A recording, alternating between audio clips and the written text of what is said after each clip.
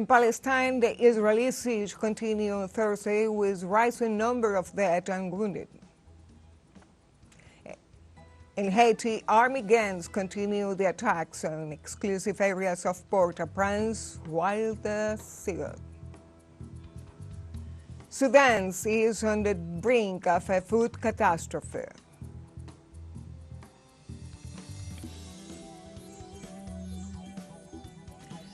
Hello and welcome to From the South. I'm Ember Shelton, and from TeleSUR studios in Havana, Cuba, we begin with the news.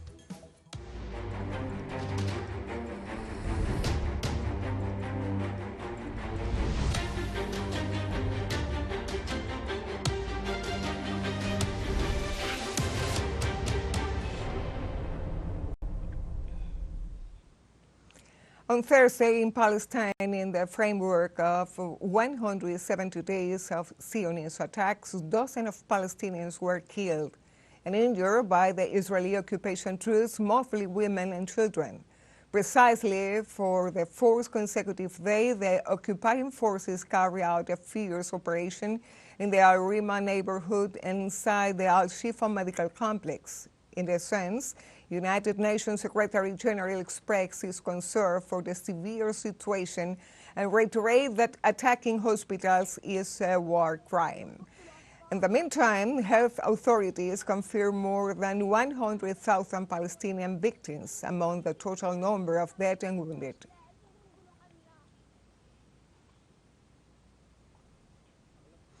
In the meantime, Herzi Halabi, chief of the General Staff of Israel, admitted the operation carried out in Al-Shifa hospital complex.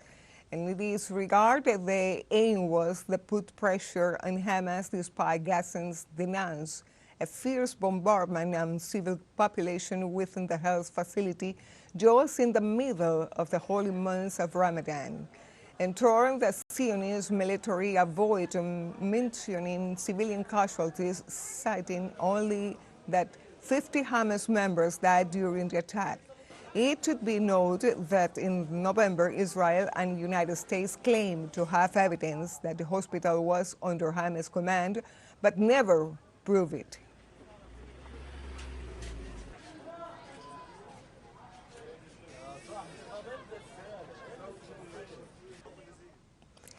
Israeli occupation forces have begun a large-scale incursion into North Shams refugee camp in the occupied West Bank province of Tulkar and Wednesday, imposing a tight siege on it. Wafa correspondent report that as many as 50 Israeli military vehicles raided the North Shams refugee camp, declaring it a closed military zone, prohibiting entry and exit of Palestinian citizens into and out of the camp. Additionally, Israeli forces raided several homes in Shabal Salehin neighborhood on the camp. Meantime, Israeli drones targeted a site within the Al-Mashija neighborhood of the camp, the nature of which remains unknown due to the tight siege, amid pleas for help and ambulance access, as several injuries were reported.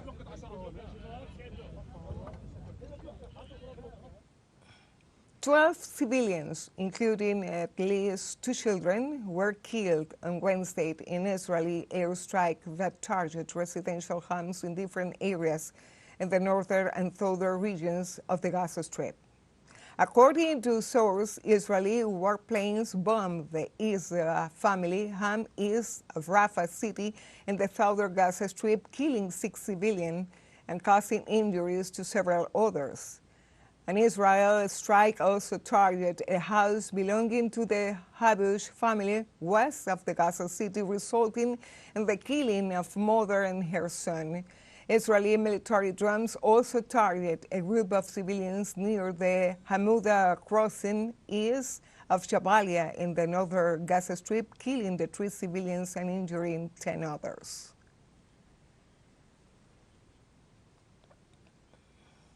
Saudi Arabia's King Salman Humanitarian Aid and Relief Center is providing $14 million in support of the UNRWA humanitarian relief efforts in the Gaza Strip. Abdullah Al-Rabi, Supervisor General of Scarleaf, and URWA Commissioner General Philippe Lazzarini signed an agreement on Wednesday confirming this generous support to the agency. The funding will provide food for more than 250 million people and tents for 20 million families. Since the outbreak of the aggression of the Gaza Strip, up to 1,000,007 people, are over 75% of the population, have been displaced, some of them multiple times. Commissioner General Lazzarini reiterated the unprecedented level of suffering and need in the Gaza Strip, praising strong regional partners such as TeleSUR for heeding the call for support and solidarity with the people in Gaza and the unprecedented humanitarian crisis in the Gaza Strip. Now let's take a short break, but remember, you can join us on TikTok and TeleSUR English, where you will find news and different formats, news updates, and more. Other stories coming up. Stay with us.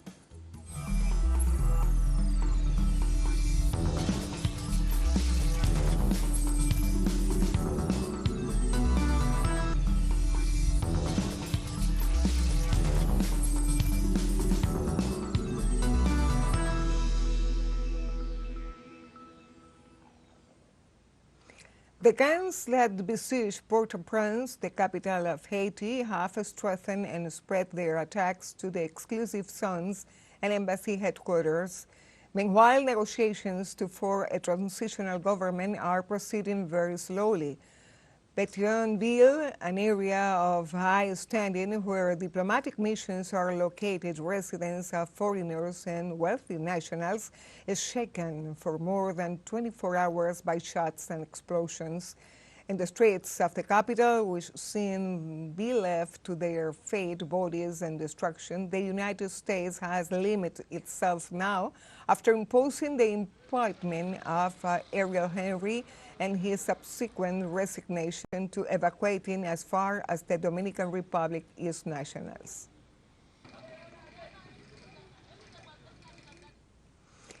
In the United States, after the decision of the Court of Appeals of the Fifth Circuit that suspended the Texas SB 4 law, its governor has decided to go against the decision. Greg Abbott, who confesses to having detained more than 41,000 migrants without the law, assured that he could continue with the arrest under the charge of breaking and entering. The offense may carry penalties of up to 20 years imprisonment. Additionally, the state he will not stop the construction of the border wall, a mission entrusted to the National Guard, and that he will continue to deploy boys along the Rio Bravo. Three judges of the Fifth Circuit Court of Appeals suspended the notorious SB 4 and to migrant law that allowed state judge to order the deportation of immigrants. And in Cuba, the Third Patria International Symposium concluded this Wednesday. Communicators and leaders discussed the possibility of a new world order for information and communication. The event welcomed more than 100 guests from 30 countries and thought to consolidate digital political communication and sovereign development of technologies that promote communication progress in nations. The Patria International Symposium also thought to broaden new horizon on the eve of a digitalized global order protected by an already limited mass communication culture, but with other approaches to promote the development of ideas.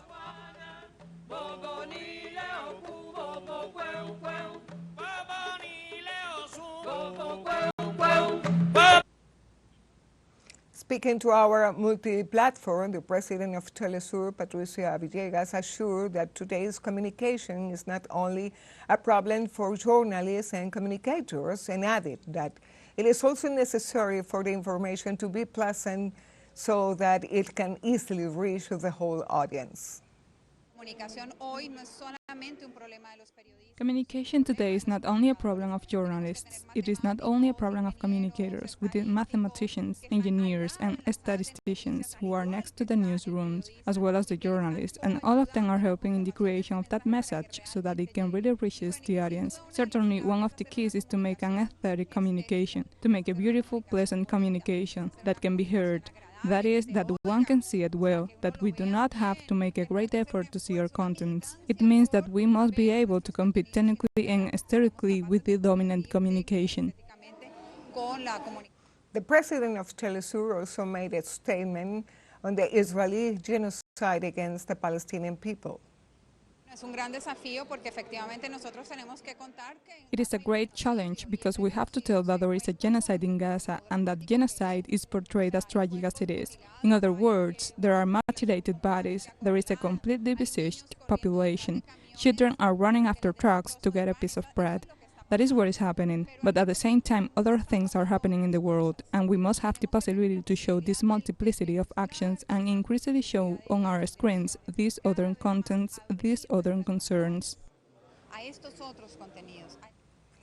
In this framework, the multimedia platform TeleSUR received El Maestro award, and TeleSUR's president Patricia Villegas received the Felix El Musa medal at the closure of the Patria International Symposium held in Havana from March 18 to 20th. Villegas received both praises from the hands of high press officials of the Caribbean country for TeleSUR's outstanding professional work during over 15 years of service. Likewise, the Cuban Union of Journalists, UPEC, decided to grant the Felix El Musa Medal to Villegas for making important contributions to journalism with investigations and other works that have merited national and international recognition, also for promoting relations of friendship and collaboration between UPEC and Cuban journalists with their colleagues and organizations in other countries. I received this distinction with great pride. It moves me, and I receive it, of course, on behalf of all the workers of TeleSUR, who in all parts of the world, but especially in Cuba and in Venezuela, have overcome all the difficulties. We have come to work on food. We have come to work despite the lack of electricity, despite the lack of fuel, because there isn't. But the signal has to go out and the stories have to be told. And we are always on the front line of the battle, and we will continue to be there. We have a final short break coming up, but before, we invite you to join our WhatsApp community for our English-speaking audience. You can scan the QR code and screen to join directly and share the link to reach more people. Constant news coverage of Latin American and the Caribbean, as well as the rest of the world. Stay connected and informed with TeleSUR. Final short break, don't go away.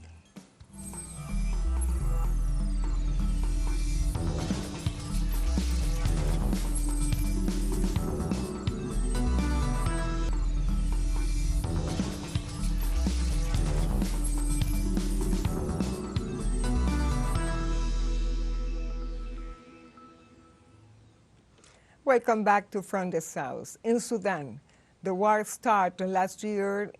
It is estimated to result in around 200,000 children's death of malnutrition in the upcoming weeks, one of the worst humanitarian disasters in recent times.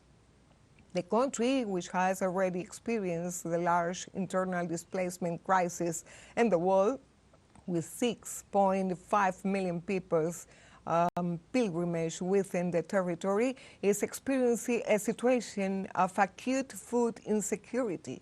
The war that began almost a year ago between the current government and the head of the military forces has left thousands dead and wounded, and 18 million people facing severe food insecurity. Against Mosorno, Director of Operations for the United Nations Office for Humanitarian Affairs, told the Security Council that the situation was a nightmare. In Spain, a court on Wednesday authorized the release from jail of Brazilian football player Dani Alves in exchange for a bail of €1 million, while appeals against the rape conviction are being resolved.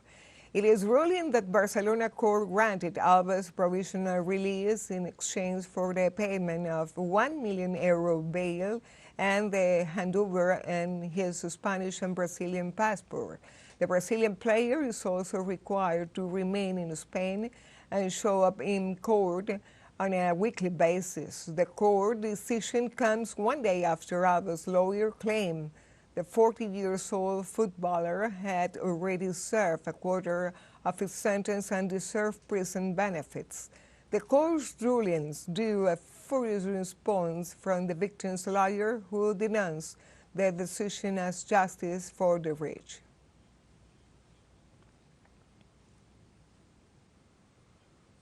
We go now to the Russian, where the government warned that France will suffer a humiliating defeat.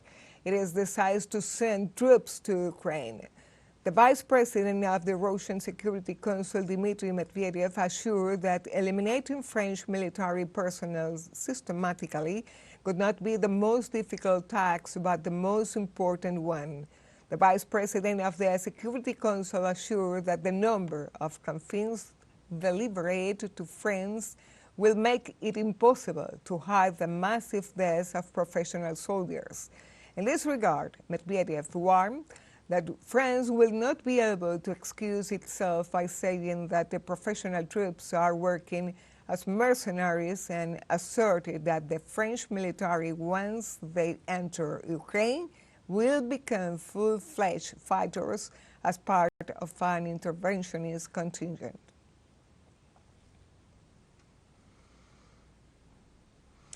Indonesia's election commissions informed on Wednesday that Prabowo Subianto has been elected president of the world's third biggest democracy, beating two rivals who have voted to file legal complaints about the vote.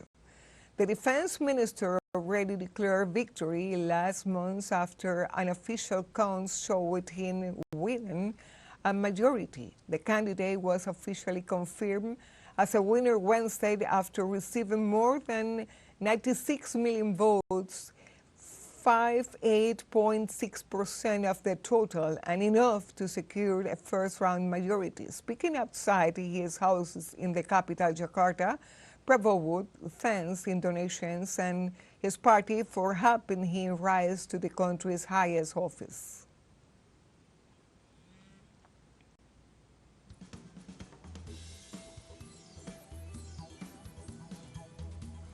We have come to the end of this news brief. You can find these and many other stories on our website at TeleSUREnglish.net. And join us on social media, Facebook, X, Instagram, Telegram, and TikTok.